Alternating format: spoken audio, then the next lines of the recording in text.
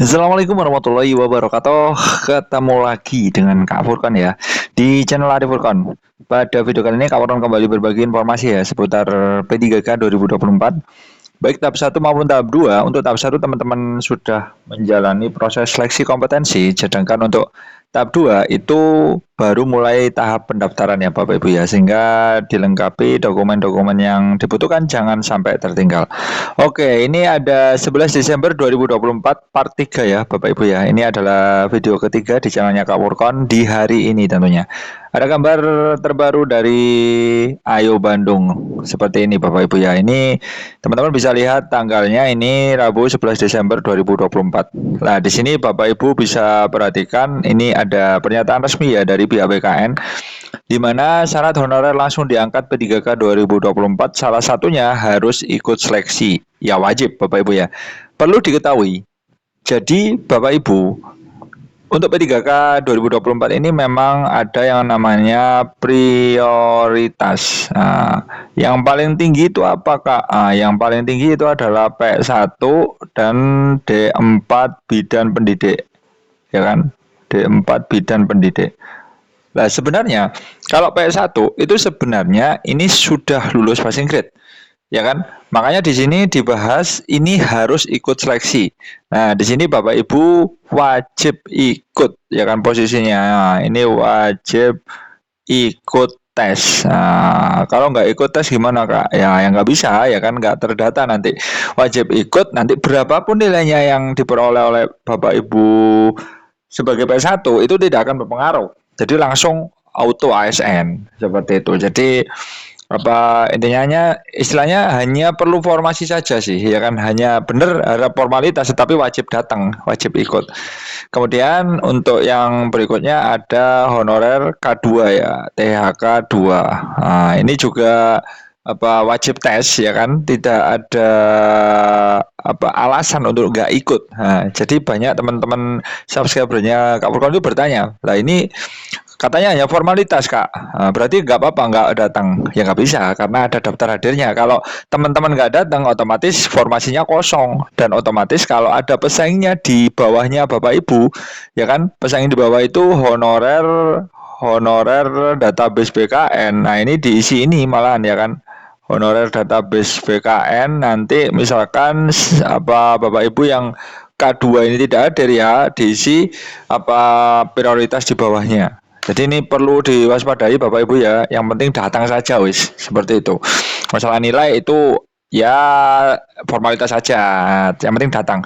Resmi dari BKN apa saja syarat honorer yang langsung diangkat menjadi P3K. Itu salah satunya harus mengikuti seleksi. Nah, ini wajib Bapak Ibu ya. Meskipun teman-teman itu kategorinya sudah prioritas. Nah, meskipun prioritas itu tetap wajib tes. Nah, meskipun ini prioritas tetap wajib datang mengikuti seleksi.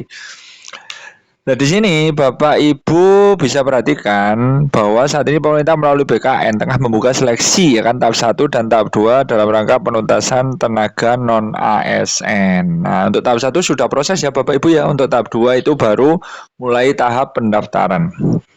Nah, di sini Bapak Ibu bisa perhatikan bahwa Total formasi P3K 2024 itu aja 1 juta sekian.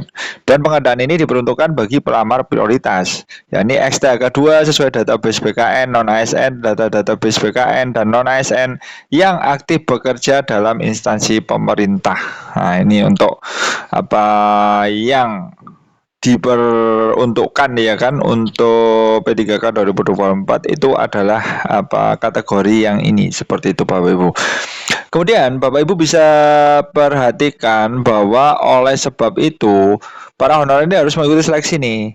Nah, jika ingin lulus berperingkat terbaik bukan memakai nilai ambang batas. Nah, maksudnya ini apa nilai yang dilihat setelah jika prioritasnya sama ya Bapak Ibu ya, ini jika teman-teman itu dengan saingan itu ternyata tingkat prioritas atau golongannya sama, maka yang dilihat itu adalah bersaingnya di nilai akhir.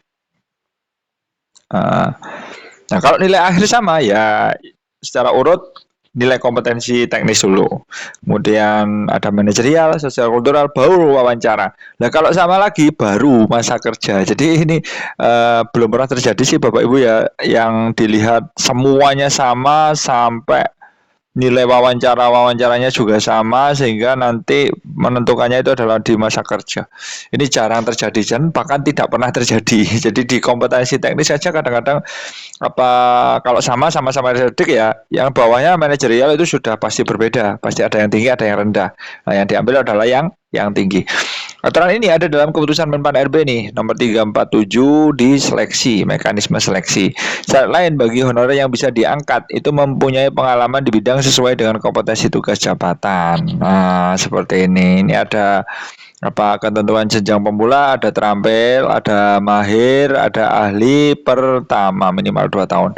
Yang lainnya ahli muda 3 tahun kecuali JF dosen, JF pengawas sekolah dan JF kesehatan. Nah, ini honorer juga aktif bekerja instansi minimal 2 tahun. Nah, ini teman-teman yang non database juga bisa mendaftar di tahap 2 ya tentunya ya Bapak Ibu ya.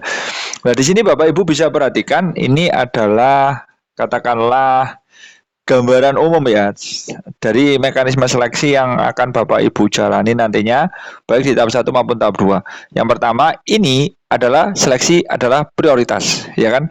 Pelamar prioritas itu ada di urutan pertama. Nah, prioritas itu apa aja? Yaitu termasuk kategori P1 yang belum dapat formasi ya kan.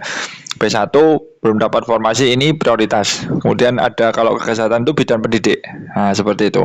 Kemudian ada di bawahnya ada XTHK 2. Nah, ini ada K2 lah istilahnya ya Bapak Ibu ya.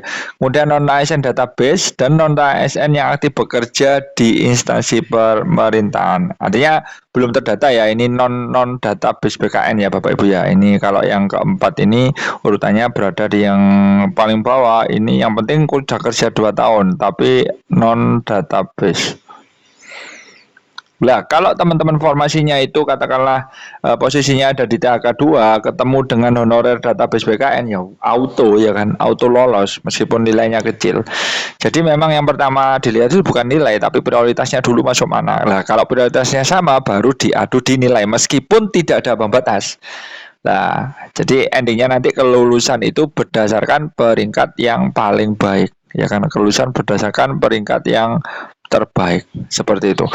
Di sini ada kriteria pelamar dan pengisian formasi ini sesuai urutan ya Bapak Ibu ya. Nah, ini ada seleksi P3K, seleksi PPWK guru, PPWK JF kesehatan. Yang pertama didahulukan itu adalah prioritas. Nah, kemudian D4 bidang pendidik. Nah, kemudian ada XDHK 2. Nah, ini seleksi PPWK guru, kemudian non ASN, database non ASN BKN. Ya kan. Kemudian akan ASN yang aktif bekerja di instansi pemerintah. Jadi ini terdaftar di database. Kemudian yang aktif di instansi pemerintah.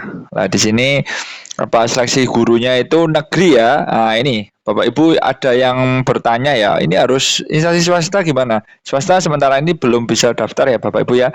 Ini dikhususkan di instansi negeri. Jadi untuk swasta masih belum bisa. Jadi tahap 1 maupun tahap 2 itu semuanya diperuntukkan di instansi negeri. Seperti itu Bapak Ibu ya. Kemudian kesehatan juga sama sih Bapak Ibu ya. Di sini THK 2 non ASN database BKN, kemudian non ASN aktif bekerja di instansi pemerintahan minimal 2 tahun secara berturut-turut. Ini sudah ada keterangannya sih Bapak Ibu ya, minimal 2 tahun secara berturut-turut. Ini untuk jenjang pemula, terampil, penyelesaian dan ahli pertama. Dan untuk 3 tahun untuk ahli muda, kecuali JF dosen, pengawas sekolah dan JF kesehatan. Nah, ini banyak pertanyaan teman-teman ya yang tidak masuk perankingan bagaimana Kak. Nah, ini banyak yang bertanya seperti itu. Tapi ini belum resmi ya Bapak Ibu ya. Yang tidak masuk perankingan bagaimana Kak? Ya kan yang tidak masuk perankingan. Nah, ini banyak sekali pertanyaan tentang ini.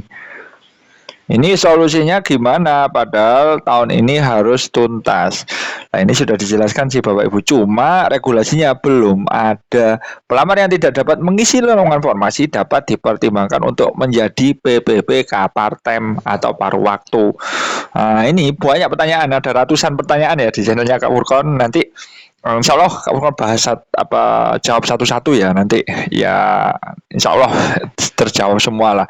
Tapi sebenarnya ini regulasinya belum ada untuk PPPK Parten gimana, gajinya gimana, terus sistemnya kayak apa, regulasinya belum ada, sehingga juga nggak bisa memberikan info Kak Furkon. Nah, seperti itu. Kita tunggu saja Pak. Jadi Pak Bu, ini kita doakan saja ya kan supaya nanti memang benar-benar dituntaskan ya, meskipun tidak ada formasi nanti larinya ke PPPK paruh waktu. Kemudian di SKK nanti kalau ada formasi tahun depan beralih ke PPPK full time. Itu harapannya teman-teman sih dari pihak honorer. Insya Allah harapannya seperti itu. Jadi intinya tetap tuntas, semuanya tuntas, aman terkendali. Oke, seperti itu dulu informasi dari Kak Furkon, mudah-mudahan bermanfaat. Wassalamualaikum warahmatullahi wabarakatuh.